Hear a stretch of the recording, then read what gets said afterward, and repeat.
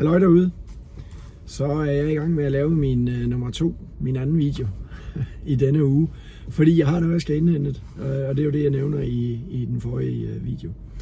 I den her 5 i 4 aften video vil jeg godt lige komme ind på de lidt mere strategiske overvejelser og beslutninger, som jeg kan være med til at hjælpe med som din makker i din virksomhed.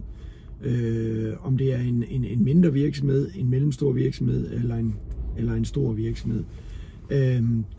Jeg tror egentlig tit, at overvejelserne som ejerleder kan være de samme. Det kan i hvert fald være de samme temaer, man står med. Så kan det godt være, at tyngden, mængden, antallet kan være anderledes fra en lille virksomhed til en stor virksomhed, naturligvis.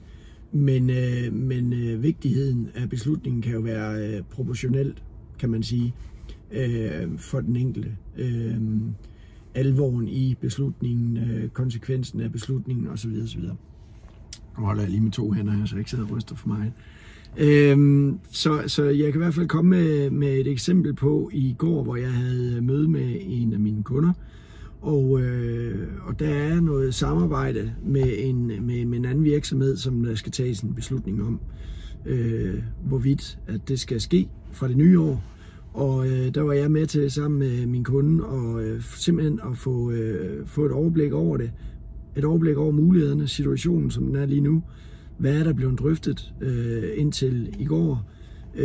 Og hvad står min kunde med af, hvad kan man sige, forskellige punkter i det her, som skal påvirke den her beslutning. Og jeg gik op 2000 op til whiteboard-tavlen og fik noteret en masse ting, fik noteret noget økonomi, nogle tal, omkostninger og udgifter forbundet med at gøre det her, tage den her beslutning om samarbejdet. Der var noget omkring markedsføring, der var noget omkring facilitering og lokaler og så videre, ansvar, opgavefordeling og så videre. Og det resulterede i, at min kunde fik en god mavefornemmelse med den beslutning, der skulle tages. For det bliver aldrig min beslutning, men jeg kan være med til at hvad kan man sige, bane vejen for, om man nu går til højre eller venstre.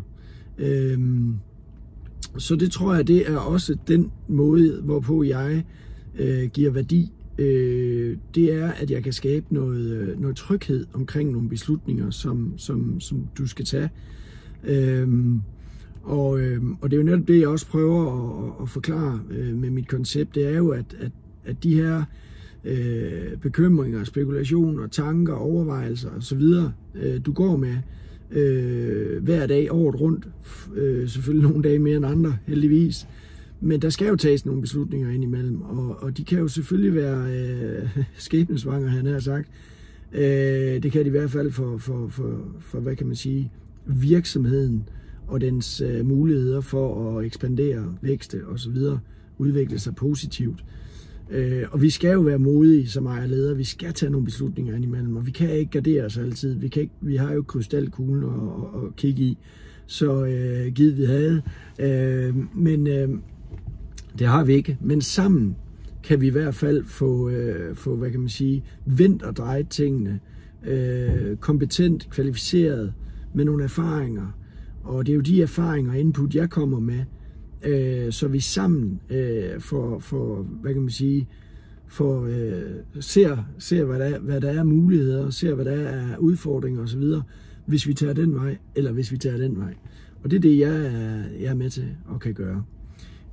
Så han, tror jeg, mener jeg helt bestemt, tog en god beslutning i går om at gå videre i det her samarbejde og få lavet en samarbejdsaftale, som jeg selvfølgelig også kan hjælpe med at få kigget igennem og få de rigtige ting noteret i den her, alle de vigtige ting, som selvfølgelig skal med. Herudover fik vi også lavet en strategi for, jamen, hvad gør vi så, når det her samarbejde starter fra det nye år af? Hvad gør vi i Q1? Hvad gør vi så i Q2? Og så videre, for at det hele det kommer til at hænge sammen. Der bliver skabt noget økonomi til at tage de næste skridt. Det er det, jeg også kan hjælpe dig med. Så få ro i maven, få tryghed omkring beslutningerne, få lagt en plan, en strategi, og få eksekveret på tingene, hvor der også er balance i økonomien omkring det. Så ja, det var de her 5 minutter omkring det. Så skal jeg inden ugen om sørge for at få det lagt ind på min blog og på YouTube.